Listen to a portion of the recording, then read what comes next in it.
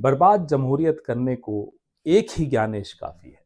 हर शाख पे ज्ञानेश बैठा हो, अंजाम जमहूरियत क्या होगा। अभी कुछ महीनों से लगातार राहुल गांधी, कांग्रेस पार्टी सबूतों के साथ सवाल पूछ रही है, चुनाव आयोग से सवाल पूछ रही है। भारतीय जनता पार्टी प्रयास करती रहती है जवाब देने का, नहीं दे पाती। अब भारतीय जनता पार्टी ने एक प्रॉक्सी कैंपेन शुरू किया। 272 तथाकथित प्रतिष्ठित नागरिकों से एक चिट्ठी लिखवाई राहुल जी को। उस चिट्ठी में कोई तर्क नहीं मिलेगा, कोई तथ्य नहीं मिलेंगे, कोई जवाब नहीं मिलेंगे। उस चिट्ठी का लब्बो लबाब, उसकी भावना यह है कि जो चल रहा है उसको चलने दो, पर्दे में रहने दो, पर्दा ना उठाओ। आमतौर पे समाज क्या उम्मीद करता है, रिटायर्ड ब्यूरोक्रेट्स से, अफसरों से क्या उम्मीद करता है कि उनके अनुभव का लाभ समाज को मिलेगा, उनके प्रभाव का लाभ समाज को मिलेगा, वो थोड़ा दबाव डाल सकेंगे सरकारों पर, अपने अपने इलाकों में कुछ काम कर सकेंगे और लोकतंत्र को मजबूत करेंगे। लेकिन इन प्रतिष्ठित नागरिकों ने उल्टा ज्ञानेश कुमार को चिट्ठी लिखने की जगह राहुल गांधी को लिखी। ज्ञानेश कुमार से जवाब दिलवाइए ना।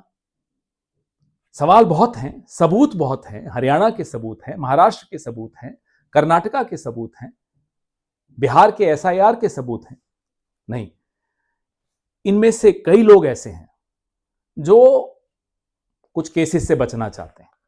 इनमें से कुछ लोग ऐसे हैं जो इस सरकार से कुछ रेवड़ियां लेना चाहते हैं।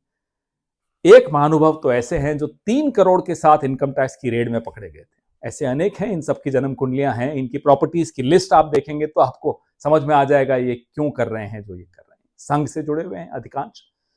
एक लक्ष्मीपुरी जी, जिनके पति पेट्रोलियम मिनिस्टर है, हरदीप पुरी साहब। अरे साहब, आपने राहुल जी को चिट्ठी लिखी, अच्छा किया, बहुत अच्छा किया। उनको चुप रहने का आदेश दिया, चलिए करिए।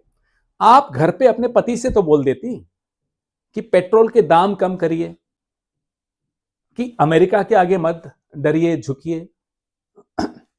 आप लोग इतने ही प्रतिष्ठित हैं तो जरा प्रतिष्ठा का परिचय देते, पूछते गृह मंत्री से कि लाल किले पे विस्फोट क्यों हुआ, कि फरीदाबाद में 2900 किलो विस्फोटक कैसे पहुंचे, कि श्रीनगर के थाने में जो विस्फोटक रखे हुए थे अचानक फट कैसे गए, पहलगाम में आतंकी कैसे घुसे। पूछते, प्रधानमंत्री से पूछते, अपनी प्रतिष्ठा का परिचय देते कि साहब पेपर लीक कब बंद होंगे, किसानों की आय कब दुगनी होगी, ट्रंप के सामने आप मुंह क्यों नहीं खोल पाते, क्यों नहीं लाल आंख दिखा पाते चीन को। पूछते, यह आपका काम था। लेकिन नहीं, पूछिए पर्यावरण मंत्री से, जानते हो अगर उसका नाम क्या है तो पर्यावरण मंत्री से पूछिए कि ये दिल्ली की हवा में इतना जहर क्यों घुला हुआ है, क्यों हमारे फेफड़ों के साथ आप मजाक कर रहे हैं, क्यों हमारी जिंदगी आधी कर रहे हैं। पूछते, लेकिन नहीं, ये लोग सरकार के आगे दूम हिला रहे हैं। इनको सरकार से बचना है या सरकार से कुछ प्राप्त करना है। खैर, करिए आप। कल 25 लाख से ऊपर हस्ताक्षर सिर्फ पंजाब से आए हैं वोट चोरी के खिलाफ।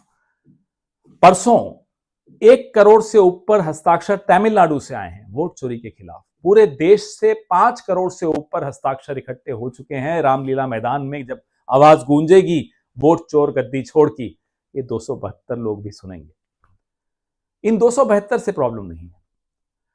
झुंड में आइए, आप हमला बोलिए हम सब पर, विपक्ष पर बोलिए। आप झुंड में किसके चलने की आदत होती है, स्वभाव होता है, वो आप जानते हैं। लेकिन आप हमें चुप नहीं करा पाएंगे। ये अभियान अब इतना आगे बढ़ चुका है, हर घर हर मोहल्ले में पहुंच चुका है कि या तो अब चुनाव आयोग की सफाई होगी या बीजेपी और उसके पूरे इकोसिस्टम का सफाया होगा। लोकतंत्र पर्दे के पीछे नहीं रहना चाहिए, लोकतंत्र अंधेरे में नहीं रहना चाहिए। लोकतंत्र को खुली रोशनी चाहिए, हवा चाहिए, सवाल चाहिए, तभी लोकतंत्र जिंदा रहता है। जय हिंद, जय संविधान।